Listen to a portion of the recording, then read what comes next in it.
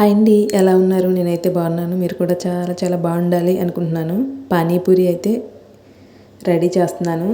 పానీ కోసం ధనియాలు, విలాచి, చెక్క, మొగ్గ, పచ్చిమిర్చి, కొత్తిమీర తీసుకున్నాను. మిక్సీ పట్టుకున్నాం. ఫస్ట్ ధనియాలు, చెక్క, మొగ్గ వేసి అవి కాస్త పౌడర్ అయిన తర్వాత కొత్తిమీర, పచ్చిమిర్చి కూడా వేయాలి.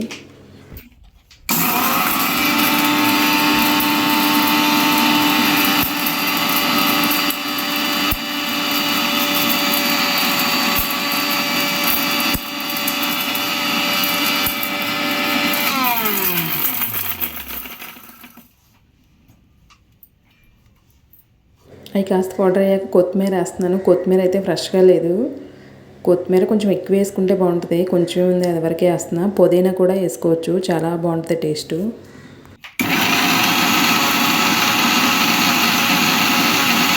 ఇవన్నీ కలిసి మిక్సీ పట్టుకున్న పేస్ట్ చింతపండు పులుసులో వేసి సాల్ట్ కూడా వేసి ఒకసారి తిప్పేసాను. పానీ అయితే రెడీ అయిపోయింది. బఠానీ చేసుకోవాలి.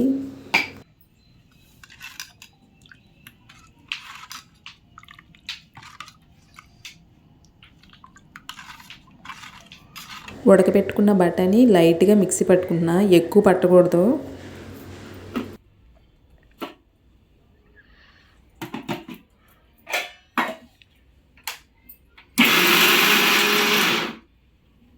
జస్ట్ అలా గిన్నెలో వేసి తిప్పేసాను అంతే.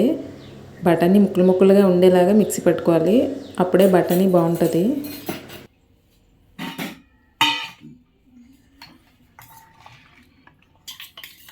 బఠానీ అలా కచ్చాపిచ్చగా రెడీ చేసి పెట్టేసుకున్నా. పక్కనే కొంచెం కందిపప్పు ఉడకబెట్టి పెట్టుకున్నా బఠానీ కోసం.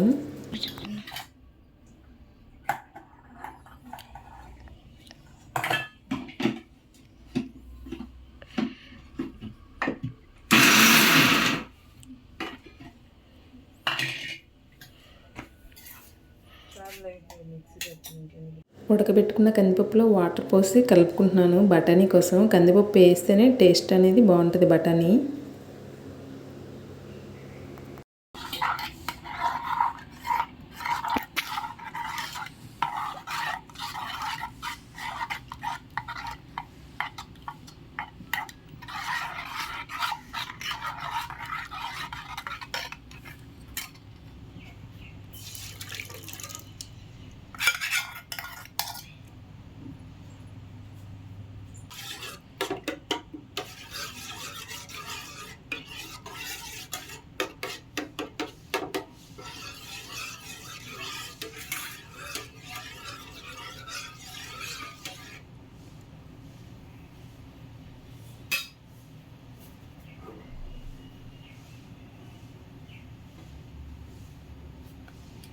కందిపప్పు వేసి కొంచెంసేపు తిప్పిన తర్వాత మిక్సీ పట్టిన బఠానీ కూడా వేసేసాను.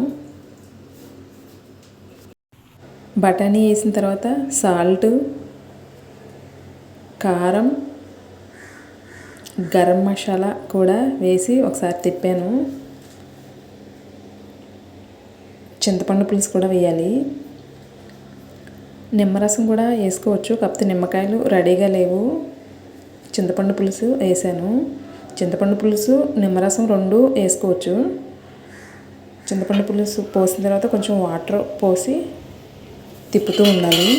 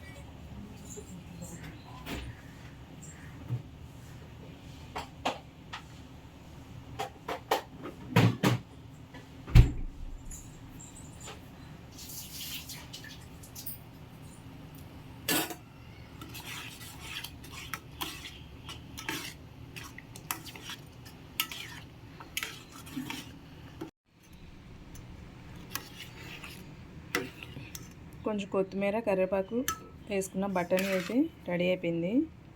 పానీపూరి ఏం చేసుకుందాం.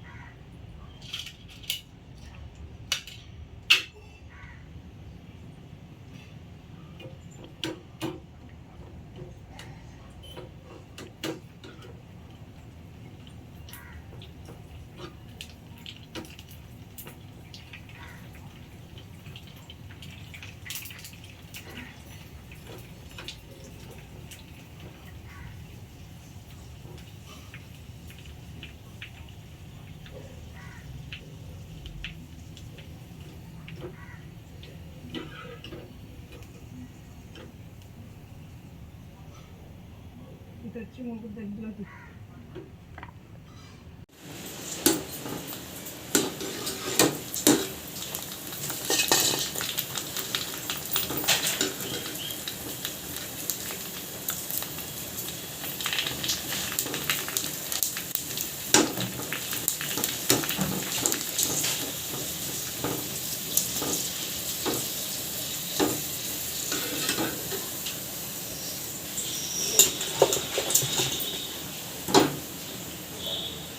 పానీపూరి అయితే రెడీ అయిపోయింది.